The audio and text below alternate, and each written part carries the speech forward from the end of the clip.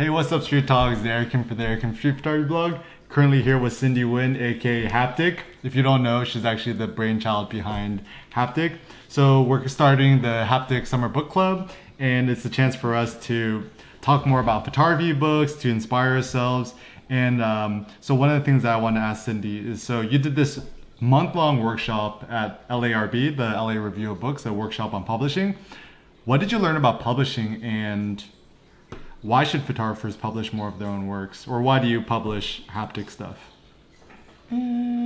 So I think the big takeaway point from the publishing workshop is, well, two parts.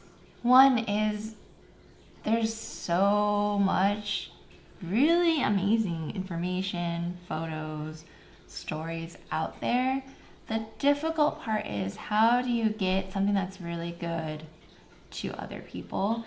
And I think what's exciting about publishing, and I think both of us define publishing as very inclusive, not just like book traditional publishing, but just getting stuff out there, is that there's good methods like for trying to get a publisher, and going that route, but there's also like all these new technical, like self-publishing or even publishing online, writing a blog post, doing a YouTube video.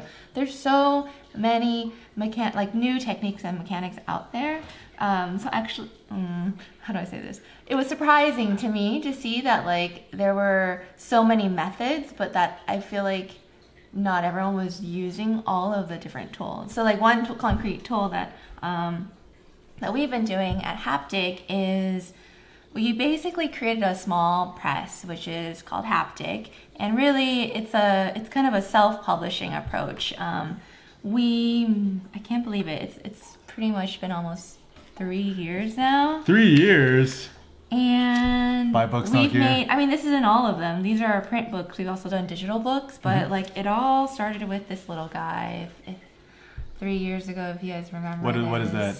Street Notes. This is 4th edition here. So we've done classic Street Notes. Classic Street Notes. And I remember when we put this together, it was a total experiment. We're like, Eric puts all this stuff online for free, but Eric has put out so much stuff that it's actually really hard even for me to be like get a hold of like everything that he's written. And like if you're just starting photography or even like want to dip your foot back into photography, it's really overwhelming. So we wanted to create something that was small and tangible, like that could help you detach a little bit from being on the phone or online, and just remind you with new like assignments for photography. What's your favorite street photography assignment in the book? Let's see. I think the funniest one probably is this. I just flipped it to 1,000 photos. Students kind of were, what?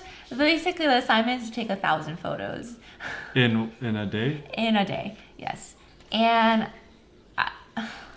it feels overwhelming and ridiculous, but I think the idea is to just get yourself out there and to produce, and maybe to detach yourself from what you're creating. Well, also, the reason I came out with 1,000 photo assignment is I think a lot of us self-censor ourselves as photographers, and I think in order to create more quality photos, we must produce more quantity, which means we need to shoot a lot in order to get a few good photos. So if I shoot 1,000 photos, usually I'll get at least one decent photo. Autofocus. Oh, what you could do is you could type it on the... Okay, cool. Right. So 1,000 photos is it's really difficult to make a good photo. If you shoot 1,000 photos, even in a day, just shoot JPEG, small JPEG, whatever it may be, it forces you to get outside of this self-censoring, self-critique mode. And it allows you to actually just shoot more and be more open and free. And we've also made it super small, found big inspiration from Field Notes. I'm a big fan of them. So it fits in your front pocket, your back pocket, you can just toss in your bag. And it loads faster than a phone, even the newest iPhone. And it's a cute small form factor, and it's probably one of our favorite products so far.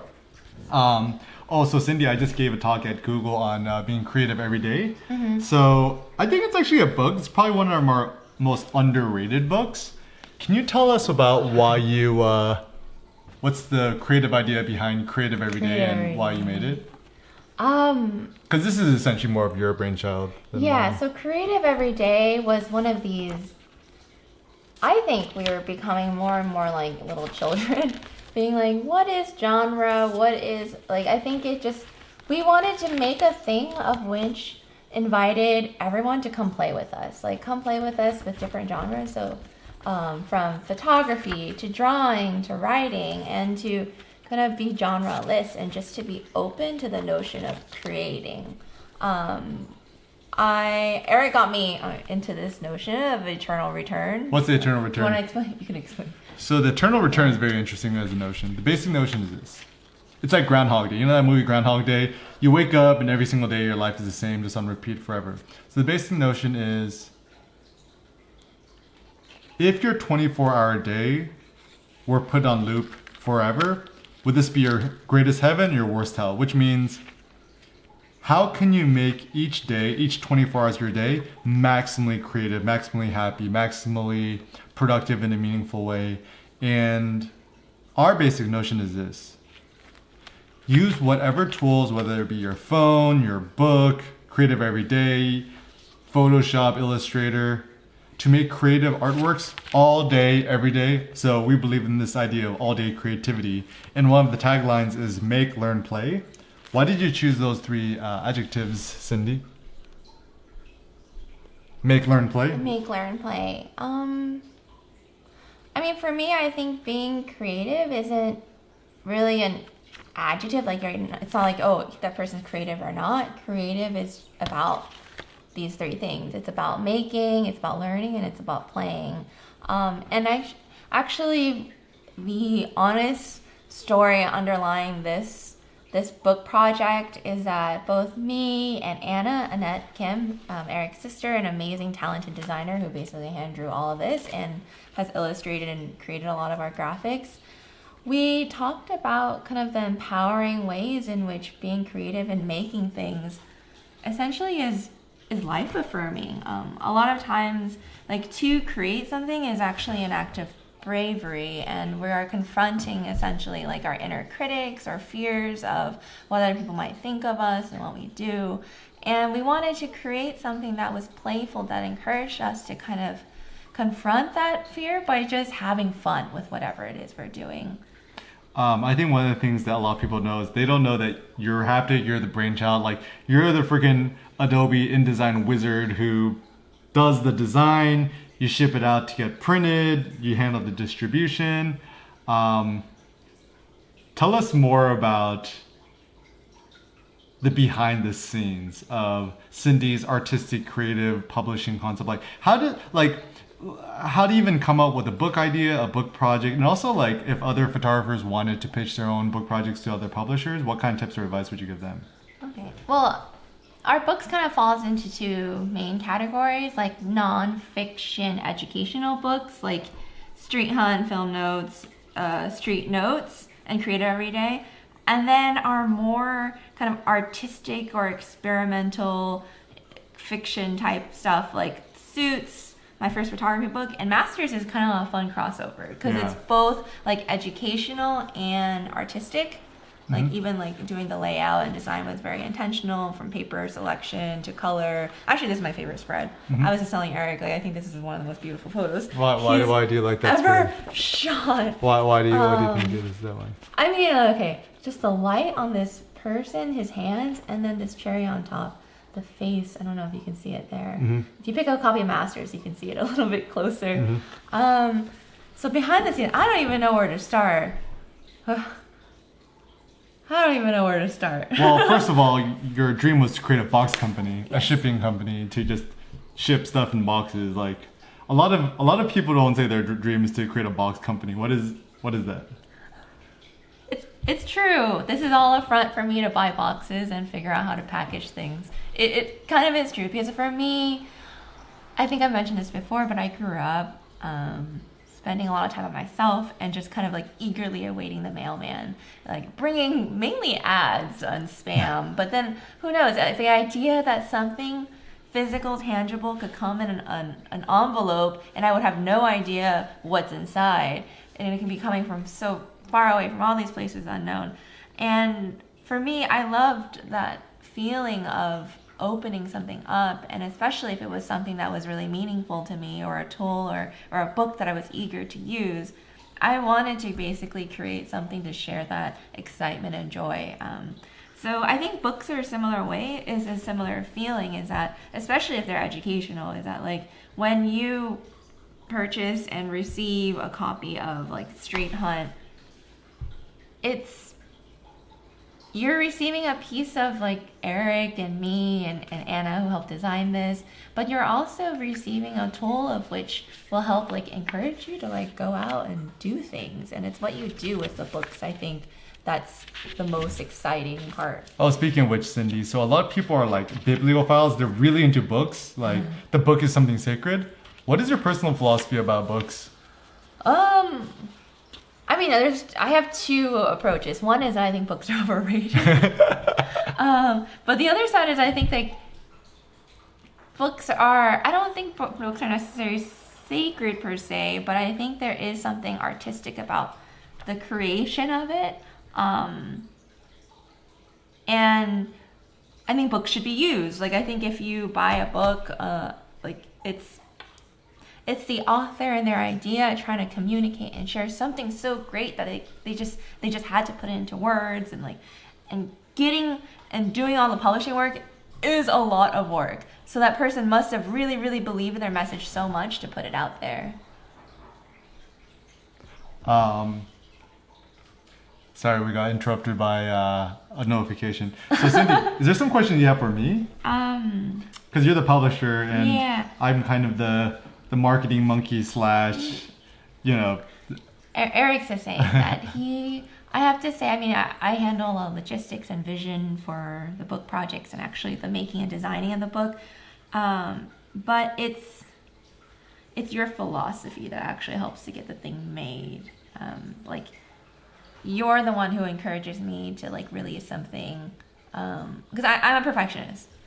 And you kind of like swing the other extreme, I think. As many of you have commented on Eric's videos, Eric's like a creation machine. Why do you create so much, and okay, so let's do two things. Why do you create so much too? Like, what's your philosophy on either like the time it takes for you to create the thing or to like edit it, polish it, and refine it? Oh, that's an excellent question. So this is my new philosophy is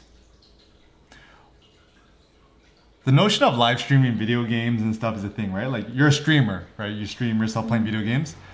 It always struck me as odd as people would sit down and watch someone else play video games and then you'd watch it live. Like to me, it's actually kind of a little bit bizarre. And so one day I had the idea that, maybe blogging, it shouldn't be called blogging, it should just be called streaming.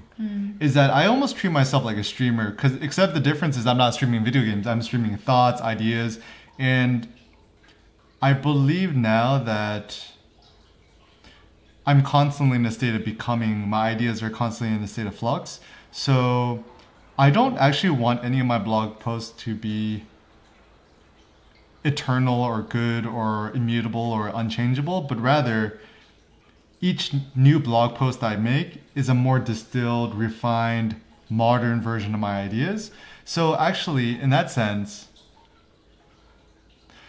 I don't believe in finality. So that's why I don't really believe in self-censorship. I don't believe in consistency. I don't believe in perfection, or I don't even believe in making something good anymore. I just believe that it's more important to be honest, direct, and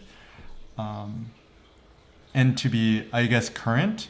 And I don't know about you, but when I'm going on websites or blogs or reading the news, whatever, I always want new stuff. Like I'm addicted to new stuff. If I go to a blog, I usually blog. I remember back in the day, I used to visit blogs like 10 times a day.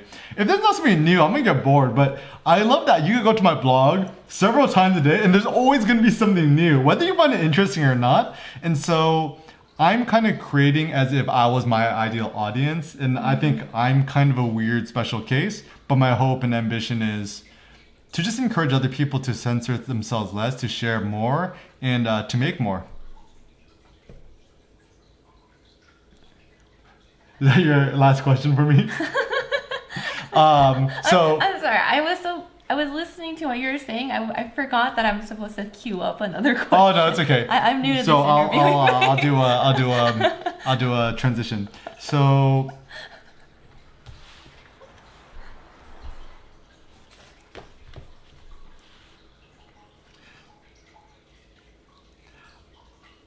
even now, I feel that one of the best ways to invest your time, money, and resources is to, buy books, not gear. And also, I would encourage all of us to start to learn how to make our own photo books. So, something that I'm kind of striving towards is, I think there's lots of opportunities also in digital publishing. So even learning how to use Adobe InDesign. Most of us know how to use Adobe Lightroom at this point. And so teaching yourself how to use Adobe InDesign, or there's actually a new software on the Mac called Affinity Publisher. It's only like $50, so it's way cheaper. And so it's a lot more accessible, because I think a lot of people think about publishing that they think that print hard books are the only legitimate form of publishing, but I also do believe in digital products and ebooks. And so, Cindy, you've also taken a lot of our books and made them available as ebooks. What are your personal thoughts on ebooks? Like, you as an academic, you just got your PhD in history of the book in the libraries. What are your thoughts on ebooks? Like, are they legitimate? Like, what is the benefit of getting an ebook versus a print book? And, how do you take a book and just turn it into a digital copy and put it on Kindle and Amazon and stuff like that? It's a quite complex process. Okay, well, that's a lot of questions. They're kind of slightly different. My thought about print books versus digital books is actually, I think they're all good, but just for different purposes. Honestly, the people that pick up our digital versions of books, sometimes it's because of they want the book now, or they don't want to wait for shipping or things like that, and they just want to always have it with them. So that's a big flexibility of digital books. For me, I shift between, because we were living nomadically, we couldn't just lug around a bunch of books all the time.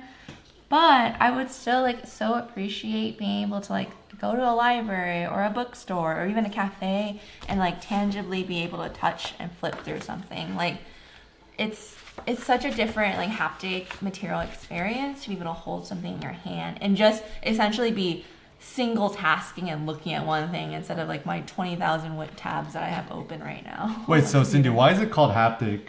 Why did you decide to call the publisher Haptic? So haptic essentially means touch. It's not just about touch, but it's about the perception or proprioception, which is the kind of understanding of space and stuff and how they exist in relationship to each other. I like the word because maybe it's not as trendy now, but maybe 4 or 5 years ago, when new phones and screens had a haptic technology, which is essentially you touch it and there's a little bit of feedback. And I love that concept, kind of this play on this creating a material thing that basically leaves some type of physical, kind of has a physical response. If you touch, materialistic? No. What am I trying to say? Materiality? No. Metaphysically, once you purchase this book, and open this book, you are really kind of getting a piece of me, Eric, Anna, who designed this super ambitious children's photography book. What book is this? This is my first photography book. What is that? It's a children's book about making photos and enjoying life. And Anna illustrated all this. I wrote the lines together with Eric's help while we were just silly rapping and making, reading Dr. Seuss. And when you pick up this book, we want you to look at this feature. Whoa! Look at that. Be left with kind of a vision of our what we hope to share with the world, to share the beauty of photography, beauty of life, and all of that around us, and also the empowering tool of photography to make loved ones just smile.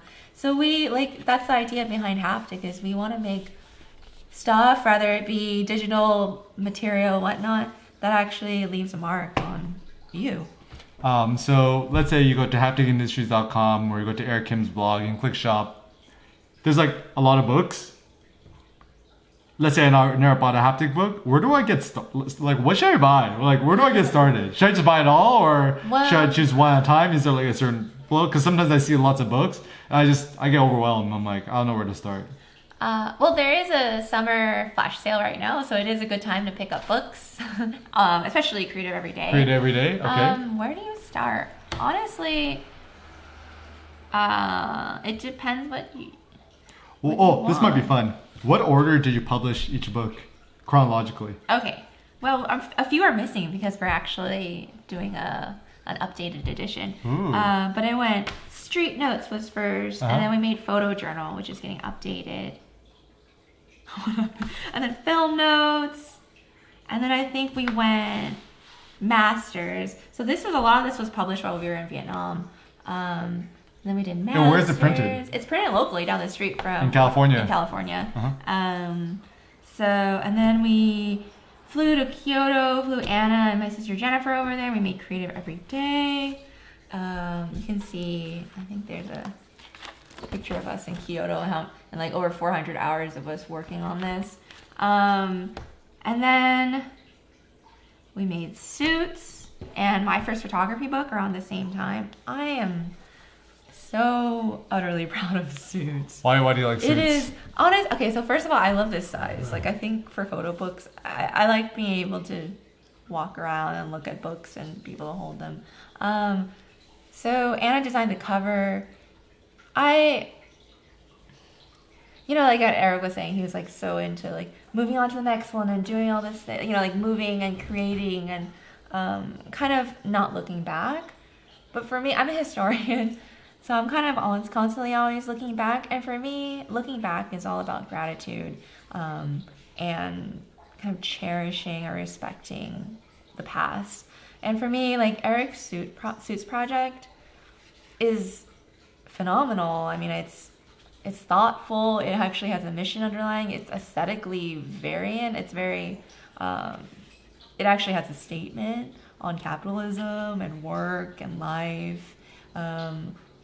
I think it was also quite therapeutic for Eric as he was developing his Suits project.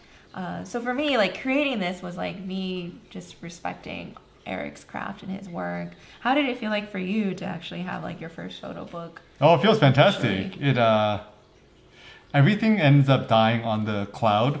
And so to print something in person and have it tangible, I feel like this is kind of the ultimate form because I love the internet and I love how it's in flux on the internet, but to have something full of atoms is actually deeply satisfying. And I think as humans, we tend to disdain the immaterial. We like the material. And also what I really love about the book so much is that the fold flat design. And I'm really excited to publish more books with you. I had one more question for you, Cindy. So if somebody goes on hapticindustries.com or goes to our shop and then they put in an order, what happens from your end? I'm slightly addicted to checking my email. How many times do you check your email a day? I don't know. If I'm half asleep, I don't. It's bad. I think this is the equivalent of me waiting for the mailman, except that like it's in the palm of my hands. So I don't want to. I'm too embarrassed to say how many times I check my email. A lot. More than once a day. More than once a day. A kind of unhealthy amount. I get a notification of a buyer. So you get an email. Saying somebody bought something. It's really exciting because like people, I think what's the most, like we've shipped to like Iceland, definitely all over Europe, Eastern Europe, Western Europe, Israel, like maybe we've shipped to Egypt before. Like I get extremely excited and I conceptualize like how I'm gonna package it and wrap it. I do like a handwritten note. My younger sister Jennifer is amazing and she helps me ship when we're on the road. But yeah, I get the email and I package it up and wrap it up. How's it feel? It feels amazing because I think one of our friends said something is that you vote with your dollar. You basically or the other saying is you put your money where your mouth is. Like for you to either from watching, like paying with your time if you're watching this video all throughout, or actually like paying your hard-earned money to buy our products, it means so much because it means that you believe in what we do. It means that you are as excited about the things that we've created as we are, and that you will actually pay good money to want that thing. It means a lot as like an artist, small, like an independent business, and for us, like that, it's I think an amazing sign of respect, and we really appreciate that. Oh, and what's sneak peek? What are you working on right now? Sneak peek. Well, I did mention we have updated photo journal, so that's coming up soon. We have. I keep saying it's the last of our little booklet series. I think it is, but should we say what it is? Yeah, we say it. Okay, so we have the 5th part of this series called Travel Notes. So to share our love of travel, as well as hope to inspire people to kind of be introspective during their travels, how to photograph while on the road. I say this for all our books, but it's probably one of our most ambitious books. And we can't wait it's printing right at this moment, so we can't wait to share it with you. Yeah, so stay updated. Just Google Eric Kim blog or go to hapticindustries.com, check out the shop. Make sure to buy lots of stuff so you could blow up Cindy's inbox. And but we just want to let you know that thank you so much for your love and your support. And we also want to encourage you to start your own publisher, start publishing your own stuff. We started 3 years ago, just pretty much us two. And it's been a fun, fulfilling journey. And thank you so much for everything. Thanks a lot for watching, guys. Peace out.